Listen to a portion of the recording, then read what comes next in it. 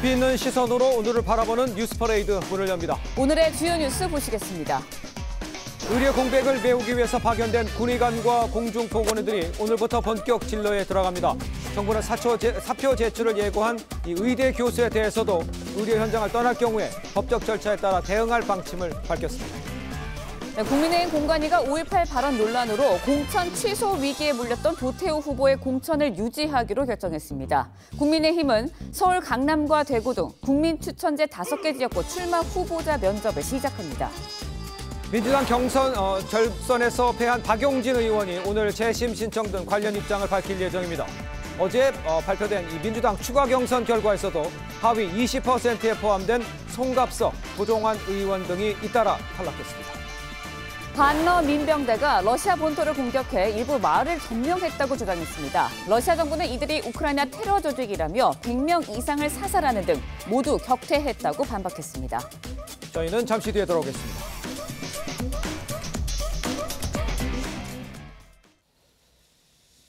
시청자 여러분 안녕하십니까? 수요일 아침 뉴스 퍼레이드 이상목입니다. 의료 공백을 메우기 위해 투입된 이 공보의와 군의관들 오늘부터 진료를 시작을 합니다. 이 정부가 미복귀 전공의에 대해서 면허 정지 사전 통보를 예정대로 강행을 하자 주요 의대 교수들도 이 줄줄이 사직 의사를 밝히는 상황입니다. 취재 기자를 연결해서 좀 자세히 알아보도록 하겠습니다. 자, 박한솔 기자. 네, 저는 지금 서울대병원에 나와 있습니다. 공보의와 군의관들 진료를 시작했습니까? 네, 의료 공백을 메우려고 정부가 긴급 파견한 군의관과 공보의들은 어제까지 현장 교육을 마치고 오늘부터 진료를 시작합니다. 정부는 이들이 빠르게 현장에 적응하도록 최대한 각자 수련받은 병원을 중심으로 파견했습니다. 현재 군의관 20명과 공보의 138명이 5대 병원 등 상급병원 20곳에 투입된 상황입니다. 복지부는 응급실이나 산부인과 등 전공의 이탈로 의료 공백이 큰 병동에 인력을 우선 배치할 방침입니다. 업무 개시 명령을 위반한 전공의 약 12,000명 중 5,500여 명에 대해 면허 정지 처분 사전 통지를 완료했습니다. 사직 전공의에 대한 행정 처분이 가시화되자 의대 교수들도 집단 행동에 들어갈 움직임을 보입니다. 서울대 의대 교수들은 오늘 오후 2시 국회에서 국민연대 간담회를 엽니다. 교수들은 정부가 합리적인 해결 방안을 내놓지 않을 경우 18일부터 사직서를 제출하기로 의결했습니다. 앞서 울산대 의대와 충북대 의대 교수들도 사직 동참 의사를 밝혔습니다. 하지만 정부는 의대 교수들에 대해서도 불법 행동을 하면 예외 없이 법적 대응할 방침을 밝히고 진료 유지 명령 등을 내릴지 검토 중입니다. 서울대병원에서 TV조선 박한솔입니다. 과거 5.18 관련 발언 논란으로 공천 취소 위기에 몰렸던 이 국민의힘 도태우 후보가 구제됐습니다. 공관위가 어제 재심의를 통해서 공천 유지를 결정을 한 겁니다. 오늘은 서울, 강남과 대구 등 5개 지역에 출마할 국민 추천제 후보자 면접을 시작합니다. 장세희 기자입니다. 국민의힘 공천관리위원회는 5.18 민주화 운동 폄훼 발언으로 논란을 일으킨 도태우 후보의 공천을 유지하기로 했습니다. 공관위는 어제 재심의를 한 뒤 도 후보가 2차례 대국민 사과를 한 것을 고려했다며 5.18 민주화 운동 헌법 전문 수록에 대한 당의 입장을 존중한다고 한 점도 감안했다고 밝혔습니다. 도 후보는 2019년 한 유튜브 채널에 출연해 5.18 민주화 운동에 굉장히 문제가 있는 부분이 있고 특히 북한 개입 여부가 문제가 된다는 것이 상식이라고 언급해 논란이 일었습니다. 공관위는 유사 사례가 재발하지 않도록 도 후보에게 직접 경고해 다짐을 받았다고 강조했습니다. 국민들이 다 보고 있잖아요. 5천만 국민이 보고 있습니다. 이 눈을 속일 수는 없습니다. 국민의힘은 오늘 텃밭으로 꼽히는 서울 강남갑을, 대구 북구갑 등 5개 지역구에 출마할 국민추천제 후보자 면접을 시작합니다. 후보 신청을 접수한 약 180여 명 가운데 서류 심사를 통과한 50명 안팎 후보를 대상으로 면접을 진행하는데 이번 주 이들을 포함한 지역구 최종 후보를 확정할 예정입니다. 이렇게 되면 국민의힘은 16년 만에 모든 선거구에 후보를 공천하게 됩니다. TV조선 장세희입니다. 민주당 결선에서 패한 박용진 의원이 재심 신청 등 이 관련 입장을 오늘 발표할 것으로 파악됐습니다. 어젯밤 발표된 민주당 추가 경선 결과에서도 비명계 의원의 탈락 소식이 이어졌습니다. 민주당 공천을 관통한 이른바 이 비명 행사가 이 공천 마지막까지 이어지고 있다. 이런 비판도 나옵니다. 임서인 기자입니다. 현역 평가 하위 10%에 포함된 비명계 박용진 의원은 서울 강북을 결선에서 득표 30% 감점의 문턱을 넘지 못했습니다. 최종 1위 확정된 후보는 정봉주 후보입니다. 박 의원은 1차 경선에서 투표율을 공개하지 않는 건 문제라며 재심 신청을 검토 중입니다. 재심 신청 기한은 오늘 저녁인데 박 의원 측은 오전 중 입장을 정리할 것으로 전해졌습니다. 100m 달리기로 치면 저보고 30m 뒤에서 출발하라고 하는 거랑 똑같은 겁니다. 어젯밤 발표된 민주당 8곳 경선 결과에서도 비명 친문 의원이 잇따라 낙마했습니다. 광주 서구 갑에선 하위 20%에 포함된 비명계 송갑석 의원이 조인철 전 광주시 부시장에게 패했습니다. 충북 청주시 흥덕구에선 문재인 정부 문체부 장관을 지낸 도종환 의원이 친명계로 분류되는 이현희 민주연구원 상금 부원장을 상대로 고배를 마셨습니다. 어제 예고 없이 동작을 지역을 찾았던 이재명 대표는 오늘 연이틀 동작구에 방문해 류사명 후보 지원에 나선 뒤 용산구로 옮겨 강태웅 후보를 지원할 예정입니다. TV조선 임서인입니다. 네, 조국 혁신당이 연일 대여 강경 메시지를 내놓고 있습니다. 조국 대표는 국회에 입성하면 한동훈 비대위원장 가족과 관련한 특검법을 1호로 발의하겠다고 했는데 여당은 정치 보복이 출마 이유냐고 비판했습니다. 최영국 기자의 보도입니다. 조국 혁신당의 비례대표 신청을 한 조국 대표는 22대 국회에 들어가면 가장 먼저 한동훈 특검법을 발의하겠다고 선언했습니다. 검찰 독재 황태자 한동훈 대표가 평범한 사람들과 같이 공정하게 수사받도록 하라는 국민의 명령을 받드는 행동입니다. 한 비대위원장 딸의 논문 대필 의혹과 지난 총선을 앞두고 진보 인사에 대한 고발 사주 의혹, 윤석열 검찰총장의 정직 2개월 징계 취소 소송에서 법무부가 의도적으로 패했다는 의혹 등을 조사하겠다는 겁니다. 또 이종섭 전 장관 출국 금지 해제는 탄핵 사유가 될 수 있다며 윤석열 대통령과 외교, 법무장관도 공수처에 고발했습니다. 자녀 입시 비리 혐의 등으로 2심에서 징역 2년을 선고받은 조 대표는 대법원 판결 때까지 의정 활동을 이어가겠다는 뜻도 분명히 했습니다. 그 순간까지 저는 지구가 망해도 내일 멸망해도 사과나무를 심는 마음으로 일할 것이고요. 여당은 오로지 정치 보복을 위한 출마라고 지적했습니다. 오로지 대통령에 대한 그릇된 복수심을 품고 정치에 나선 것으로 보입니다. 그러면서 무슨 수를 써서라도 권력을 찬탈한 뒤 자신의 범죄 혐의를 덮어보겠다는 정치 술수라며 조국 방탄당으로 당명을 바꾸라고 꼬집었습니다. TV조선 최원국입니다.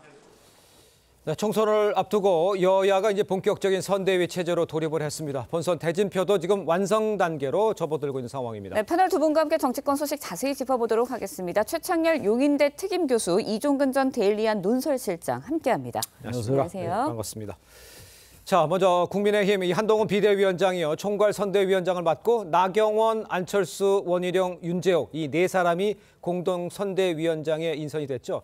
관련해서 한동훈 위원장 이야기를 한번 들어보도록 하겠습니다.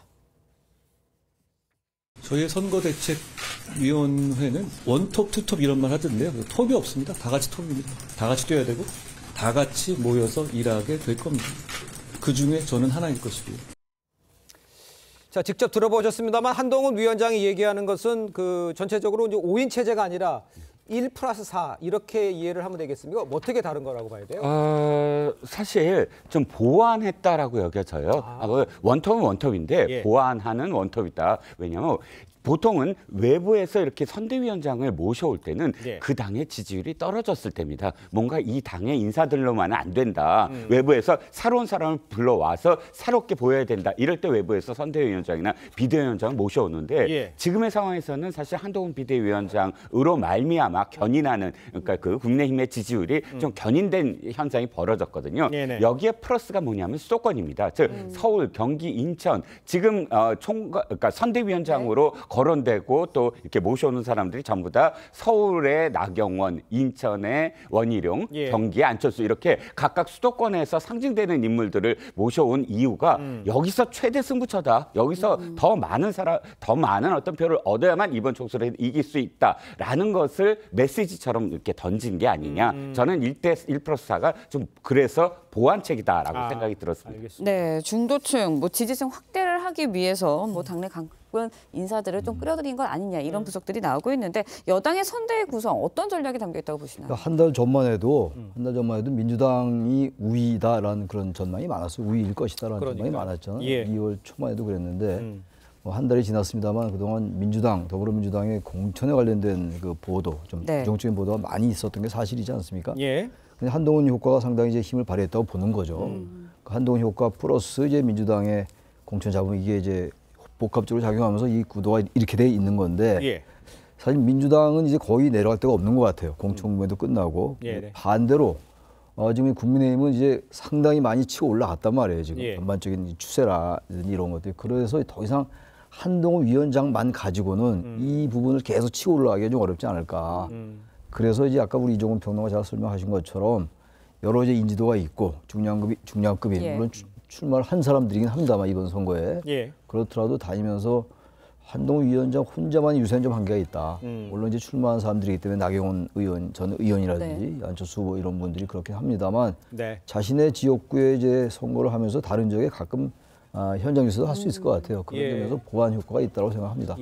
같은 얘기입니다만 한동훈만 바라본다라는 지적도 일부에서 나오고 있지 않습니까? 거기에 대해서 저런 정도의 1+4 요 체제가 효과가 있는 건지 요거에 대해서는 어떻게 보십니까? 그러니까 아까도 말씀드렸지만 어찌됐든 한동훈 비대위원장이 지지율이 떨어진다거나 정체돼 있다고 한다면 새로운 어떤 부분들을 좀 더 완전히 혁신했을 겁니다. 그런데 현재 입장에서는 세 가지를 다 아우른다는 거죠. 이슈를 주도하고 있다. 이슈를 주도할 사람이 딴 사람이 필요하면 데려왔을 텐데 거의 매일같이 도어스태핑을 통해서 새로운 이슈들을 기자들한테 계속 언급을 하거든요. 두 번째는 통합의 메시지, 즉 한동훈 비대위원장이 공천에서 떨어진 사람들을 주저앉히고 아우르는 메시지를 계속 던지면서 불복이 4년 전보다 없어졌습니다. 세 번째는 참신함인데 사실상 2개월 정치권에 진입한 지 2개월밖에 안 된 그런 새로운 상품이다. 이렇게 여겨지거든요. 이 세 가지가 어찌됐든 이 세 가지를 한동훈보다 더 잘할 사람을 찾아보는데 쉽지 않다는 겁니다. 그래서 한동훈 거의 원톱 체제가 계속 유지될 것이다라고 봅니다. 알겠습니다. 자, 경선 결과도 하나하나 좀 짚어보죠. 전현직 3선 의원이 격돌했던 중구 성동을 이해운 전 의원이 하태경 현 의원을 꺾었습니다. 글쎄 여기를 어떻게 해석을 해야 되겠습니까? 이 부분을 비윤 대 친윤 이렇게 구도를 할 수는 없어요. 왜냐하면 두 분 다 비윤이에요. 하태경 의원 대표적인 쓴소리 자주 한 사람이고 이해운 의원은 아주 옛날부터 유승민 의원 계열이었어요. 그러니까 두 사람 다 친윤이 아닌 상황에서는 대통령실에 가까운 사람을 뽑았다고 할 수는 없는데 저는 이렇게 봅니다. 두 가지가 뭐냐면 첫 번째는 중구, 성동, 가불이 모두 다 KDI 출신이 됐어요. 윤희숙 그다음에 이해운, 즉 경제통들이에요. 즉 한강벨트가 왜 한강벨트냐면 종부세 벨트라고도 하거든요. 부동산 이슈, 고가 아파트가 들어서면서 나의 어떤 재산을 지키고자 하는 어떤 생각들 그리고 경제투표, 이익투표를 하는 그런 그룹들이 점점 많이 생겨났다라는 그런 흐름 속에서 중구, 성동, 가불을 모두 다 경제통으로 함으로써 이 전체적으로 한강벨트를 한번 이끌어보겠다라는 그런 의지가 지금 당원 투표라든지 국민 여론에서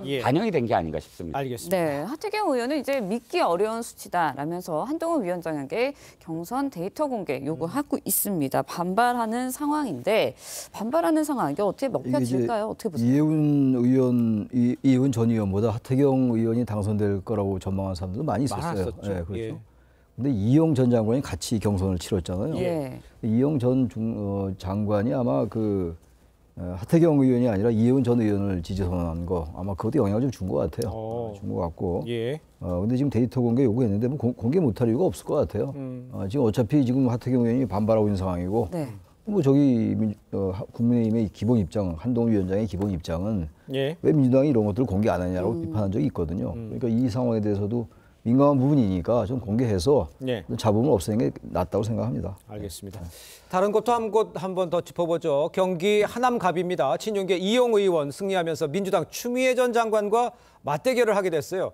그러니까 이제 공교롭게 이제 친윤 대 반윤 구도가 되는 거 아니냐 이런 얘기도 나오고 있는데 이 하남갑 상황 요거를 좀 정리를 해주시죠. 일단 하남이 분구가 됐습니다. 그렇죠? 하남갑과 을로 이렇게 분구가 됐는데 하남갑은 조금 보수세가 강하다고 해요. 원도심이고 뭐 위례와 감일 지역이 있어서 그래서 사실 여기 원래 뛰었던 이창근 당협위원장이 하남갑에서는 좀 더 유리한 지역인데 지금 하남을로 당의 어떤 요구에 의해서 옮겼습니다. 이렇게 보면 보수가 좀 유리하긴 한데 근데 양쪽 다 지금 똑같은 입장이에요. 왜냐하면 내리 꽂았다. 하남의 연고가 전혀 없는 이용이나 혹은 추미애 두 분 다 하남의 연고가 없이 중앙에서 밀려서 왔다거나 혹은 중앙에서 어떤 전략적으로 내리 꽂았다거나 이런 부분들이 하남 원도시에 있는 유권자들한테 어떻게 받아들일까 하는 점이 첫 번째. 두 번째는 어쨌든 기본적인 보수세인데 추미애 전 장관을 이 기본적으로 보수 성향이 좀 강한 원도심 유권자들이 어떻게 받아들일까 하는 부분. 그런 여러 가지 어떤 부분들에서 어느 쪽에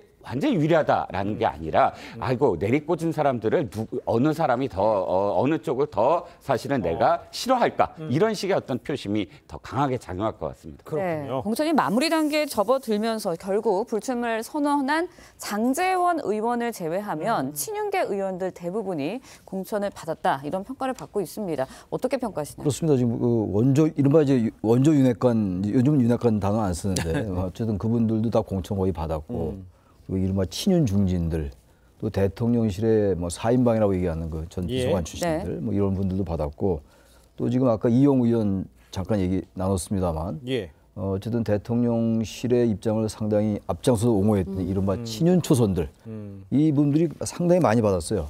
뭐 굳이 이름을 이 자리에서 열거할 필요는 없겠습니다만 그러다 보니까 결국 장제원 의원이 처음에 이제 지난해 10월 달에 강서구청장 선거 참패하고 난 다음에 인유한 혁신위 구성하고 그때 이제 친윤 중진 뭐 영남 중진들 헌신하고 희생해라 막 이런 얘기가 나왔었잖아요. 혁신위에서.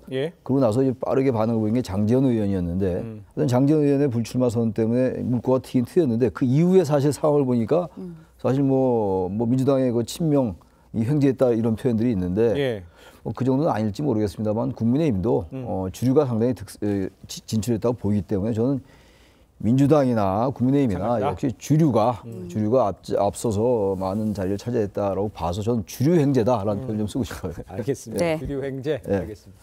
자, 그런데 시청자 여러분 요거 한번 같이 짚어보죠. 5.18 폄훼 발언으로 논란을 빚었던 도태우 변호사가 있습니다. 공천 취소 여부를 경론이 어떻게 할 건지 경론이 벌어졌는데 결국 공천을 유지하기로 결론이 났어요.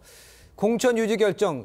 이유는 어디서 찾을 수가 있겠습니까? 도태우 변호사의 사과문에서 아마 찾은 것 같습니다. 사과의 진정성. 그러니까 사과가 어떤 내용이었냐면 5.18이 북한의 개입으로 이루어졌다가 아니라 북한의 개입설 등이 나오는데 그것에 대해서 진상을 정확하게 규명해야 그런 개입설이 더 이상 나오지 않지 않겠느냐라는 의미에서 진상조사를 요구했다. 그리고 5.18 정신의 헌법 전문에 들어가는 것도 찬성이고 5.18 정신에 대해서 앞으로도 그렇고 폄훼할 생각이 전혀 없다라는 내용이 담겨져 있습니다. 이건 왜 이렇게 지금 불거지냐면 2019년도에 자유한국당 시절에 공청회를 벌였어요. 그 당시에 지만원이라는 분이 그 당시에 연사로 나와서 개입설을 터뜨리고 그다음에 당시 자유한국당 의원들이 그것을 동조를 했거든요. 이정명, 김순례 이런 의원들이 동조함으로써 당시에 자유한국당 지지율이 폭락을 했어요. 여기에 대한 상처 때문에 어떻게든 이 문제를 좀 짚고 넘어가야 되겠다라고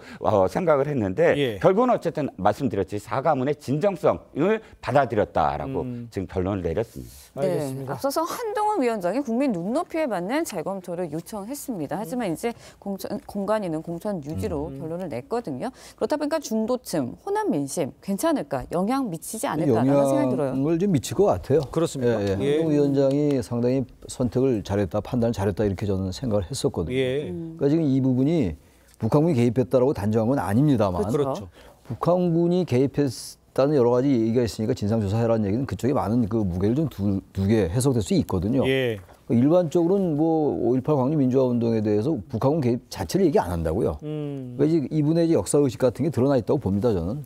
근데 이제 선거에서는 일단 5.18 민주화 운동에 대한 정신을 지금 헌법 조문에 수록하자는 게 여야 뭐 막론하고 전 국민의 공감대인데 이렇게 얘기를 해서 바로 그렇기 때문에 이제 한동훈 위원장이 이 중도층에 끼치는 영향, 호남은 물론이고 그래서 그 부분을 의식해서 이제 재검토를 얘기했던 거였는데 지금 결국 공천이 됐어요. 저는 특히 수도권 선거에선 말이죠. 굉장히 이번엔 지난 21대보다 더 박빙일 것 같거든요. 근데 이 상황 속에서 이런 부분들은 좀 정리를 해주고 넘어가는 게 저는 하나씩 이 걸림돌을 제거하는 게 좋다고 보는데 뭐 전략에서 측면에서 말이죠. 근데 그 부분 일단 뭐 받아들였기 때문에 저는 중도층 민심에는 아무래도 박빙인 지역에서는 영향을 주지 않을까 생각합니다. 알겠습니다. 사과의 진정성을 공관위가 확인을 했지만 중도층에서는 이거를 그대로 받아들이지는 않을 것이다. 뭐 이렇게 지적을 해주시는 것 같습니다.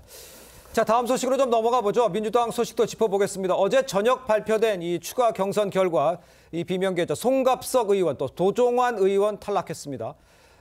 송 의원 탈락 후 광주 8개 지역구 현역 의원 중 친명계 민영배 의원만 경선에 승리했는데 전체적으로 글쎄요, 뭐 다 예상은 했습니다만 다 끝나가면서 보면 어떻게 평가를 하십니까? 일단 광주와 대구, 그러니까 TK와 그다음에 호남이 현역 물갈이를 원하는 비율이 높긴 해요. 그러니까 내부적인 어떤 목소리도 높고, 왜냐하면 그 지역은 조금 상대적으로 다른 지역에 비해서 쉽게 당선이 되기 때문에 지역구 활동을 좀 게을리한다든지 또는 적극적으로 우정 활동을 하지 않아도 나는 재선될 거야, 이런 경향이 좀 있어요. 그런데 그럼에도 불구하고 그렇다면 새로운 사람이 누구냐가 더 중요해요. 물갈이 하는 건 중요한데, 그런데 과연 민영배 의원 이외에 들어온 새로운 사람들이 정말 참신하고 또는 의정 활동을 더 잘할 것 같고, 그런 사람들이 아니라 친명이라든지 찐명이라든지 그런 활동을 더 많이 했던 사람들이라는 그런 지금 비판적인 여론 때문에 지금 도리어 광주에서 원래 현역 의원들 중에 참 아까운 사람들이 많다, 이런 목소리가 지금 나오고 있거든요. 그러니까 광주에서 과연 광주나 혹은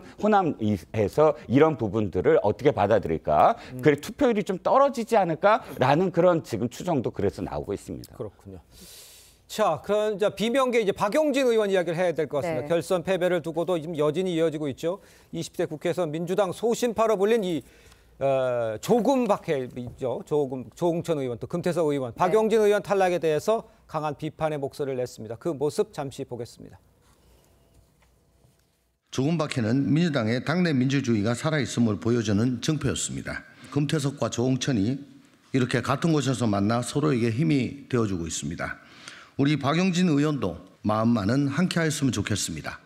민주당은 어떻게 박용진 같은 바른 정치인을 내치고 온갖 논란과 막말 시비로 점철된 정봉주를 선택할 수 있습니까?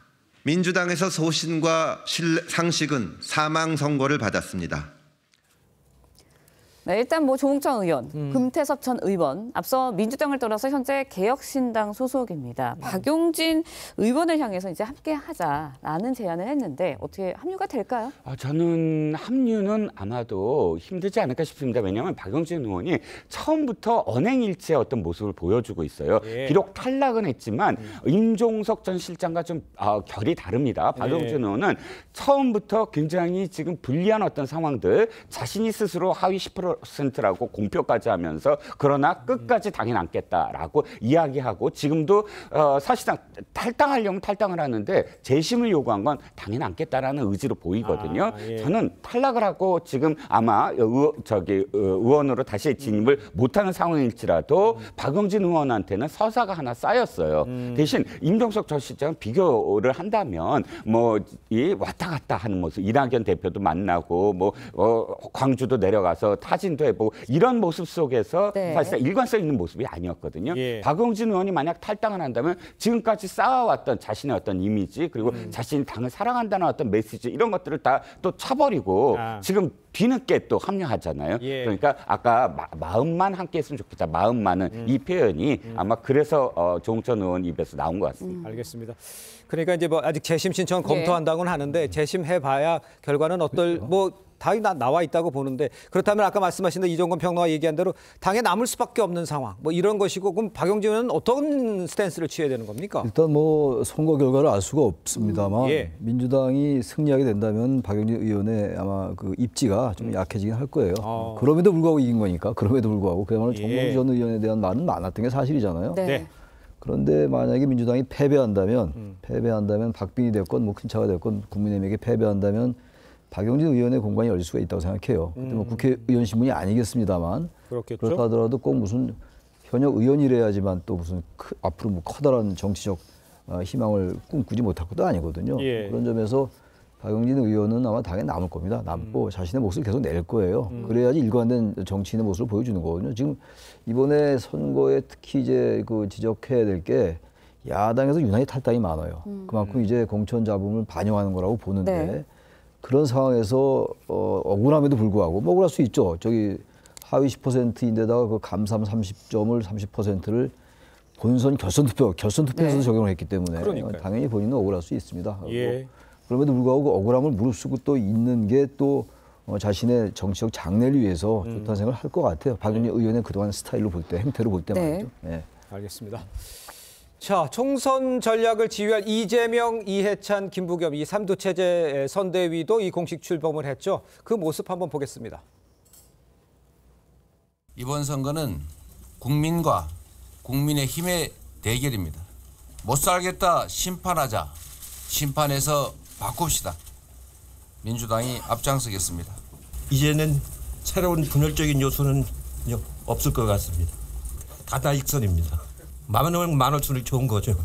모두 다 저는 좀 절박해야 될 것 같습니다. 국민들께서 알아서 해주시지 않겠나 혹은 그런 안일한 마음과 자세가 있었다면 저는 안 될 것입니다. 네, 민주당 선대위 공식 출범했습니다. 예. 이종범 평론가께 한 두 가지 여쭤보려고 하는데요. 이재명 대표, 이해찬 전 대표가 정권 심판론 강조하는 가운데 김부겸 전 총리 낙관론에 대한 쓴소리 했거든요. 각자의 역할이 좀 다른 것 같고 또 임종석 전 실장 합류를 할까 말까 여기도 관심이 쏠렸는데 일단 안 하는 쪽으로 결론이 난 것 같아요. 네, 그렇습니다. 일단 김부겸 이번 선대위원장은 이렇게 포지셔닝을 한 것 같아요. 내가 선대위원장을 맡긴 하지만 그러나 내 역할은 어쨌든 당에 쓴소리도 하겠다. 이런 어떤 포지셔닝을 한 것 같고 예. 지금 임종석 전 실장 같은 경우는 저는 합류가 불가능할 것 같습니다. 왜냐하면 예. 어저께 그 SNS에서 여러 가지 어떤 얘기를 했지만 이런 얘기들이 눈에 띄어요. 즉 전국을 돌면서 상처받은 당원을 위로하겠다. 이건 그러니까 자기와 같은 어떤 처지에 있는 비명계 낙선자들과 뜻을 함께하겠다라는 뉘앙스가 어느 정도 포함된 어떤 내용이거든요. 예. 그래서 뭐 자기가 백의종을 하겠다는 이야기와 맥락을 같이 한다고 생각을 해본다면 이재명 대표가 바로 안타깝지만 어쨌든 같이 하는 게 어떠냐라는 어떤 뭐 표현도 함께 연결을 해서 예. 임종석 실장이 거리를 두려는 게 아니냐라고 지금 판단을 합니다. 글쎄, 임종석 실장이 거리를 네. 둔다라고 얘기를 했지만 최 교수님 이건 어떻게 보십니까? 네. 임종석 실장이 이제 출마할 때는 네. 이재명 대표한테 전화도 좀 털려고 하고 했는데 전혀 안 됐잖아요. 네. 그런데 이게 좀 떨어진 상태에서 낙마한 상태에서 선대위 나와라. 야, 이렇게 하면은 그게 받아들이기는 쉽지 않아 보이는데요. 제가 임종석 전 실장이라도 받기 어려울 것 같아요. 네. 그동안의 과정이라는 게 그렇게 매끄럽지 않았잖아요. 그러니까요. 갈등도 있었고 당 주류와 여러 가지 이제 문제가 있었기 때문에 임종석 전 실장으로서는 당의 잔류를 선언하는 것도 대단히 힘든 결정이었을 겁니다. 그렇겠죠. 그래서 이제 이낙연 새로미래 간다고 하다가 이제 당의 결정을 수용한다라고 네. 해서 여기까지 왔는데 예. 임종석 전 실장은 현재 저 정도가 최대치인 것 같아요. 이건 선거에 관한 하는 거죠. 예. 다음에 선거 끝나고 뭐 역할이 또 주어지겠죠. 정치란 그야말로 생물이기 때문에 예. 알 수가 없어요. 어떻게 펼쳐질지. 그건 아무도 모르는 겁니다. 임 실장으로서 아마 현재로서 저 정도 스탠스를 취하는 것만 해도 이재명 대표로서는 굉장히 고맙다고 생각할 거라고 좀 봅니다. 알겠습니다. 자, 이재명 대표는 어제 이 재판 일정 중에 빈 시간을 이용해서 서울, 인천에서 게릴라 지원 유세를 하기도 했습니다. 재판 출석에서 본인 선거에 선대위원장까지 1인 3역하고 있는 셈이죠. 글쎄요, 뭐 할 수 있으면 할 수 있지만 효과는 어떤지 이런 건 어떻게 보십니까? 그런데 효과는 이미 우리가 예상하지 않았습니까? 네. 전념을 해도 사실 힘든 선거입니다. 그런데 예. 그럼에도 불구하고 자신의 어떤 사법 리스크 때문에 많은 시간을 또 재판정에 할애를 해야 됩니다. 그럼에도 불구하고 어쨌든 이재명 대표는 자신이 주도한다라는 것을 아마 놓지 않을 겁니다. 예. 자신이 그것을 놓는 순간 어쨌든 뭐 이 당이 자신의 어떤 주도에서 벗어나는 상황이 될 수도 있고 또 자신의 의지대로 그 다음에 어떤 선거의 상황들이 이루어지지 않았을 때 돌아오는 것들. 그러니까 이재명 대표는 한 번도 남과 함께 팀플레이로 이 해본 적이 없잖아요. 이번이 처음입니다. 예. 뭐 국회의원도 처음이고 당대표도 처음이고 이렇게 큰 선거를 치르는 것도 처음입니다. 그러니까 더욱더 이재명 대표가 재판정에 한번 불출석했잖아요. 재판은 어쨌든 자기가 지연을 시키더라도 내 주도하에서 이걸 어떻게든 해보겠다라는 그런 의지가 엿보입니다. 네. 민주당 주도 야권 비례정당의 후보들 이야기도 해보도록 하겠습니다. 반미 전력 논란이 불거진 전지혜 후보 사퇴를 했고요. 여기에 이어서 정영희 후보도 사퇴를 했습니다. 지난 2월에 뭐 진보당을 입당했다, 이번 달에 탈당을 했다고 하니까 당 내에서는 결국 민주당 내에 뭐 비례 응모하기 위해서 이렇게 위장 탈당한 거 아니냐 이런 지적들이 일었거든요. 근데 민주당이 그래도 발빠르게 저는 대처했다고 봐요. 이 부분은 지금 특히 전지혜 후보는 한미 연합훈련 반대하고 뭐 이런 상황이기 때문에 이미 이제 이거 중도층이다 보수다 진보 떠나서 적어도 한미 연합훈련 반미 이런 것들은 우리 국민들 정서에 잘 맞질 않아요 이제. 아주 뭐 다 우리 국민 100% 그렇다고는 뭐 얘기할 수 없겠습니다만 이게 지금 민주당 내에 더불어민주연합 내에 있는 정당들이잖아요. 새정치진보, 그다음 진보연합, 그다음에 진보당, 뭐 연합정치시민회의 이렇게 이제 만드는 건데 일종의 준위성 정당이에요. 위성 정당에서도 준위성 정당인데 민주당이 관여할 수 없다 하더라도요.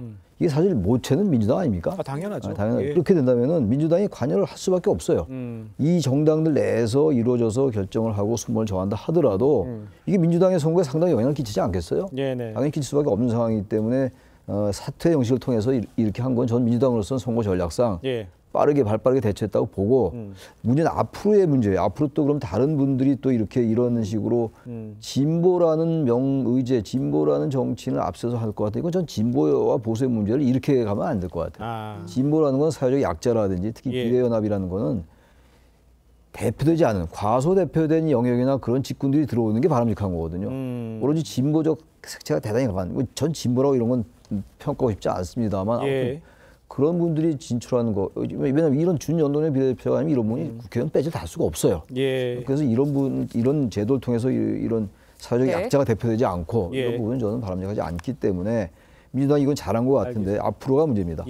지금 최 교수님께도 이제 앞으로가 문제라는 얘기를 해주셨는데 그 지적은 있은 다른 후보 또 다시 이제 나왔지만 다른 후보가 뒤에 있지 않습니까? 그 후보들도 다시 한번 확인해봐야 된다 이런 뜻으로 해석을 해야 되는 겁니다. 그렇죠. 시스템 자체가 문제가 있는 거예요. 그 두 사람을 이 문제가 있는 게 아니고 왜냐하면 심사위원단, 국민심사위원단의 36명이 거의 대부분 뭐 결의 하나 1번에 2번에 사퇴한 전재희 씨가 포함된 그 시민단체의 이사가 지금 심사위원이라든지 진보연대에서 10명, 비상시국이라고 10명 매번 어떤 정권이든 간에 반미 집회를 한다거나 혹은 반정권, 보수 정권에 대한 그런 그 반 집회를 하는 비상시국 시민단체 10명 거의 구성원 모두가 지금 같은 성향을 가진 사람들이 있는 곳이에요. 그러니까 심사위원단 자체가 문제가 있는데 여기서 우상호 의원이 지적을 했잖아요. 우리는 언제나 중앙위원회가 다 이 순번까지 또 투표를 해서 결정을 했다. 공정하게. 그래서 국민들에게 비례대표는 누가 되고 순번은 뭐 때문에 된다라는 것이 투명했는데 이번에는 몇몇 그냥 심사단 그리고 알 수 없는 시민단체의 사람들이 하니까 그냥 밀실에서 그냥 순번 정해서 하는 게 아니냐라고 질타한 대목이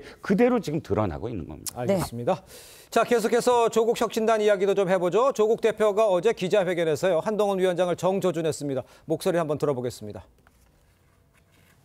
조국 혁신당은 22대 국회 첫 번째 행동으로 한동훈 특검법을 발의하겠습니다. 한동훈 대표에 대한 특검 사유는 차고도 넘칩니다. 한동훈 특검 발의는 그 시작에 불과합니다.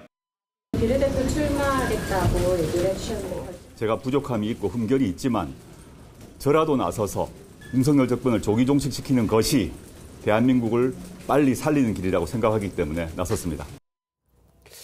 교수님, 조국 대표의 1호 법안을 만들겠다는 게 한동훈 특별법이에요. 이걸 어떻게 이해됩니까? 보복 정치한다는 뜻으로 해석되는 사람들도 많은데. 비판을 감수하고서라도 어떤 분명한 방향성을 보여주는 것 같아요. 조국 혁신당은. 그렇게 해야지 지지층이 모이고 그래야 비례대표 순번이 밑에까지 갈 수 있다는 판단을 하는 것 같고 일반적으로 우리가 흔히 말하는 중도층에는 소구하기가 어렵겠죠. 한동훈 특검법이라는 것 자체가. 한동훈 특검법은 말하자면 검찰 독재 정권 이런 부분과 이제 맥락이 다 있는 건데 그게 크게 설득력이 있기는 어렵다 하더라도 지금 조국 혁신당은 아무튼 존재감을 발휘하기 위해서는요. 강성 지지층들 그리고 분명한 방향성이 있는 지지자들 이런 부분들 모아야 되는 거군요. 거기에 가장 합당한 게 한동훈 특검법이라든지 검찰 독재 정권 종식 그리고 윤석열 정권 종식 이런 것들이거든요. 아마 그런 일관된 전략의 기조하에서 이러한 발언을 하는 게 아닌가 이렇게 보여집니다. 네, 조국 대표는 연일 여권을 향해서 강경한 메시지를 내고 있습니다. 일단은 뭐 야권 지지층 결집에는 굉장히 도움이 되겠지만 여권에서도 신경을 쓰일 수밖에 없지 않았을 거예요. 신경 쓰이겠죠. 그런데 첫 번째는 민주당의 타격입니다. 왜냐하면 시장이 지역구를 지금 하는 게 아니고 비례잖아요. 그럼 비례가 46석에서 양당이 거대 양당이 가져가는 건 일정 정도 지난번에 17대 16처럼 거의 뭐 최대치가 20이라고 그러면 그 20 속에서 나눠 가져야 돼요. 그러면 최대 경쟁자는 민주당이지 국민의힘이 아니거든요. 그럼 민주당의 비례대표의 의석을 얼마큼 뺏어오느냐가 조국혁신당의 지금 앞으로의 어떤 행보입니다. 물론 앵커께서 말씀하셨듯이 전체적으로 지금 판이 조국혁신당의 기사가 높아지고 있고 흐름이 굉장히 높아지고 있어요. 지지율도 높아지고 있고 그러다 보니까 선거는 사실은 이슈 메이킹을 누가 하느냐 주도를 누가 하느냐거든요. 그렇기 때문에 그런 점에서 아까 아이고 한동훈 원톱은 안 됩니다. 뭔가 보완해야 돼요. 뭔가 달라져야 돼요. 뭔가 이슈가 나와야 돼요. 라는 그런 지적이 그래서 나오고 있는 겁니다. 알겠습니다.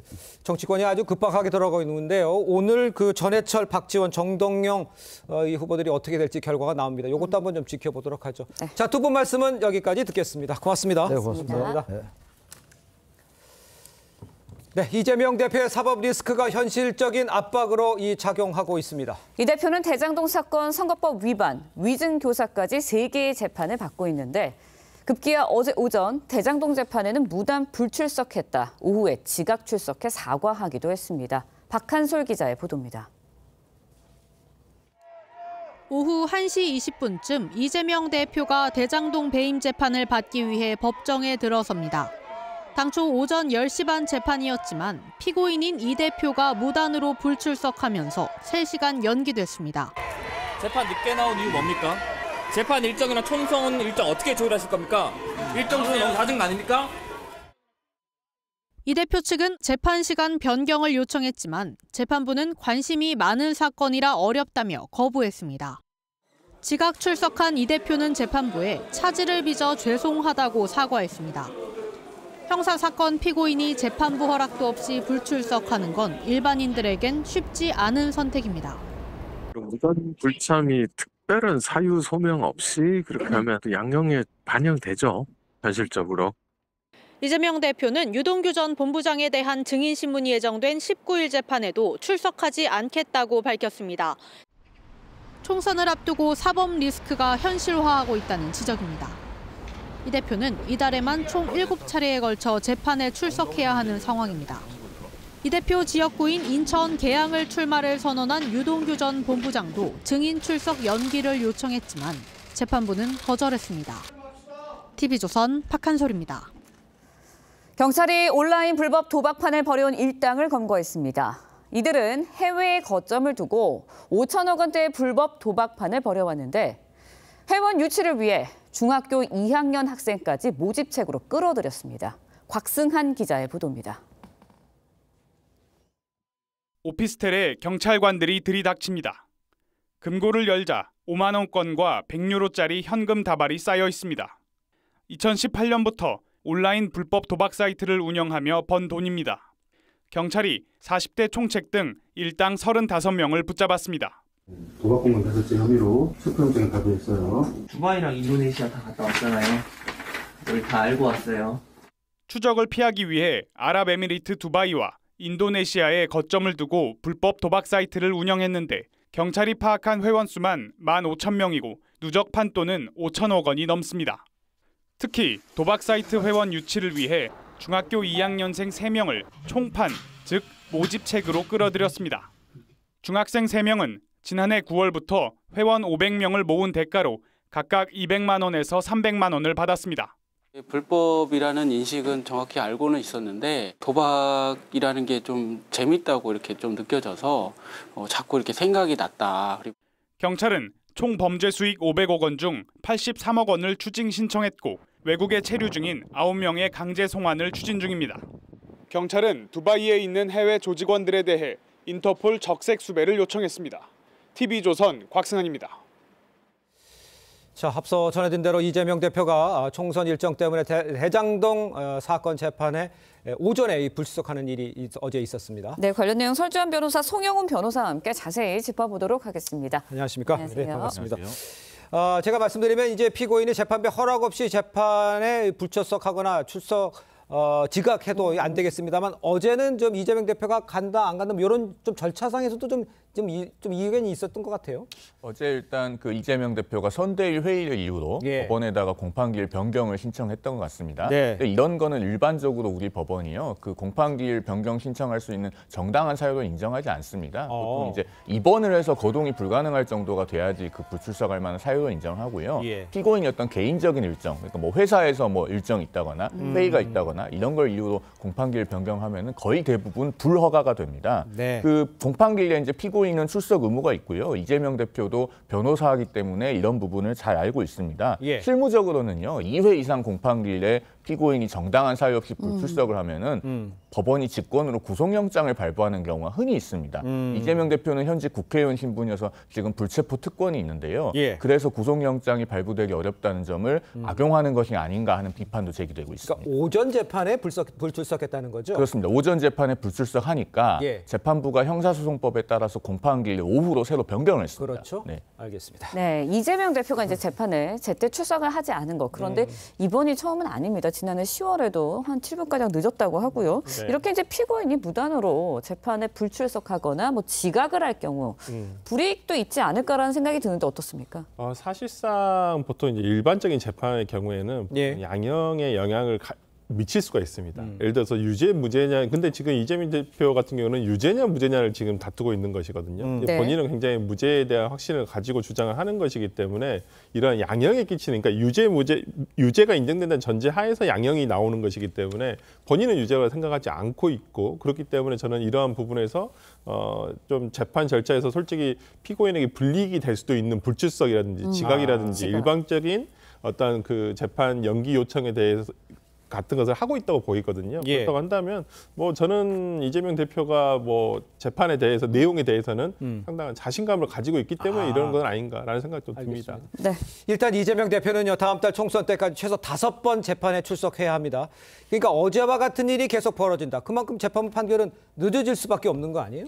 재판부가 그래서 형사소송법에 있는 모든 제도를 다 사용을 할 것 같습니다. 일단은요, 피고인이 공판기일에 출정을 하지 않으면은 다시 기일을 정해야 된다는 게 형사소송법 규정입니다. 그런데 다시 정한 공판기일에도 피고인이 정당한 사유 없이 출석을 하지 않으면은요, 피고인의 진술 없이 판결할 수 있다는 형사소송법 규정이 있습니다. 365조 2항이 있는데요. 그러니까 계속 출석을 하지 않아도 궁극적으로는 변론 종결하고 판결까지 할 수는 있습니다. 다만 여기서 이제 문제되는 게 지금 증인신문입니다. 지금 뭐 이번 달 19일만 해도 그 유동규 전 본부장 증인신문이 예정이 돼 있는데요. 이렇게 이제 이재명 대표가 피고인으로서 출석하지 않아서 증인신문도 진행하지 못하고 공판기일을 열지 못할까 봐서 지금 재판부가 예고하고 있는 것이 기일 외 증인신문입니다. 공판기일 외에서 일단 증인신문을 진행을 하고 이재명 대표가 차후에 출석을 해서 공판기일이 정상적으로 열릴 수 있을 때 그 증인신문 조서를 가지고 증거조사를 하겠다는 거거든요. 그런데 이런 거는 이제 법원 실무 제요에나 나오는 것이고 평소에는 사실 거의 잘 사용이 되지 않는 제도입니다. 이런 거를 강구해야 될 정도로 지금 이재명 대표의 불출석으로 인해서 재판이 좀 기형적으로 지연되고 있는 측면이 있다. 이렇게 말씀드릴 수 있습니다. 네. 그런데 이제 피고인이 재판에 불출석을 반복하면 법정에 나오도록 강제할 방법이 있지 않을까라는 생각이 드는데 또 이재명 대표는 민주당의 대표잖아요. 적용이 되나요? 일반적인 경우에는 재판부, 그러니까 그 재판을 진행하고 있는 재판부에서 직권으로 구속영장을 발부를 하든지 아니 직권으로 체포영장을 발부를 해서 구인을 하는 경우들이 좀 있습니다만 아까 송 변호사님께 잘 설명해 주셨다시피 국회의원으로서 불체포 특권이 있기 때문에 이 부분에 현실적으로 강제할 수 있는 방법 자체가 조금 없다라는 부분은 뭐 조금 이 재판에서의 좀 특이점이라 볼 수 있을 것 같습니다. 알겠습니다. 자, 계속해서 다음 소식도 좀 짚어보겠습니다. 최태원 SK그룹 이 회장과 노소영 아트센터 나비 관장이죠. 이혼 소송 항소심 첫 변론 나란히 참석을 했습니다. 두 사람이 직접 법정에서 나왔다. 이거는 어떻게 좀 해석을 해야 됩니까? 일반적으로 이혼 재판, 특히나 그 변호인이 대리인이 있는 경우에는 직접 당사자가 출석하지 않는 것이 대부분입니다. 그런데 아마 이 항소심 재판, 특히나 항소심 첫 변론길에 나왔다는 것은 그만큼 이 재판에 대한 비중을 두고 있다는 것이거든요. 두 분 다. 그러니까 보통은 뭐 본인에게 출석을 요청하는 대리인들도 변호사들도 없습니다만은 이 사건 같은 경우는 아마 언론에 분명히 부각이 될 것이고 또 양 당사자가 다 출석을 함으로써 자신들의 의견을 뭐 어저께는 얘기는 하지는 않았습니다만은 얼마만큼 비중을 두고 있느냐를 어떻게 볼 수 있는 상황이었다고 상황이라고 볼 것입니다. 네. 이번 문제 재판에서는 어쨌든 이번 1심에서는 어쨌든 계속해서 이혼료 조정료가 이제 상향이 되고 했습니다. 1심에서는 어떤 판단이 먼저 내려졌나요? 이게 이제 세기의 이혼이라고 불리는 이유가 재산분할 청구 액수가 워낙에 커서 그렇죠. 맞아요. 1심에서 이제 최태원 회장이 이혼 청구를 했고 노소영 관장이 반소, 그러니까 맞소송을 제기했습니다. 이렇게 하면서 위자료 3억 원과 그 재산 분할로 SK 주식회사의 주식 42.29%를 분할 청구를 했는데요. 이게 이제 당시 주식 가치로 1조 3천억 원 정도 수준으로 그렇게 추산이 됐습니다. 그런데 1심에서는요. 위자료 1억 원과 재산 분할로 최태원 회장이 그 노소영 관장에게 665억 원을 지급하라고 판결했습니다. 이게 청구한 주식 가치 한 5% 수준밖에 안 되는데요. 이렇게 판단한 이유는 그 최태원 회장이 보유하고 있는 SK 주식회사의 주식 의 형성, 유지, 가치 상승 등에 노소영 관장이 기여한 부분이 실질적으로 거의 없다. 이렇게 판단한 것입니다. 그래서 원래 이 배우자 중에 배우자 일방이 가지고 있는 특유 재산도 상대방이 어떤 그 상당히 어떤 유지, 형성 이런 것에 기여했다고 보면 분할 대상이 될 수 있는데요. 1심에서는 그렇게 판단하지 않았습니다. 알겠습니다. 그렇다면 항소심에서 1심과 다른 판단이 나올지도 이게 관심입니다.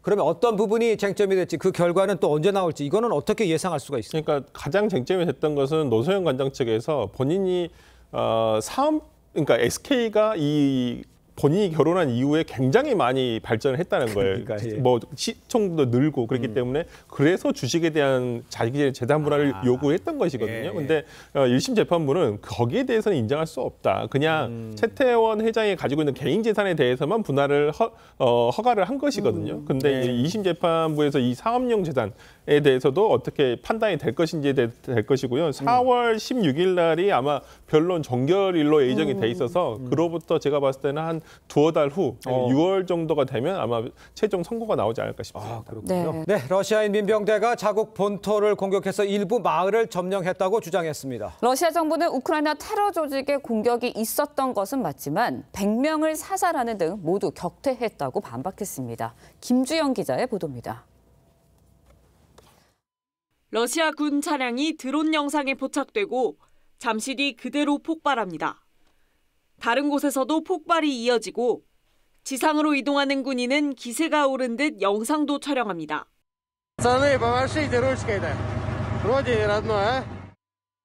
러시아인으로 구성된 민병대 자유러시아 군단이 현지 시간 12일 러시아 국경 쿠르스크 지역 등을 공격해 일부 마을을 점령했다며 공개한 영상입니다. 이들은 푸틴 정부를 비난하며 우크라이나로 전향하고 총뿌리를 러시아로 돌렸습니다.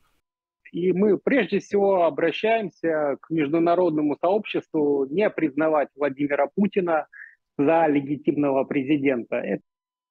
러시아 정부는 이들을 우크라이나 테러 조직으로 규정했습니다. 이들이 국경 지역 두 곳에서 돌파를 시도했지만 100여 명 이상을 사살하는 등 격퇴했다고 주장했습니다. Самоотверженными действиями российских военнослужащих все атаки украинских террористических формирований отражены. 푸틴 대통령이 5선에 도전하는 대통령 선거가 이번 주말 예정돼 우크라이나와 러시아 간 충돌이 잦아질 거란 우려가 나옵니다. TV조선 김주영입니다.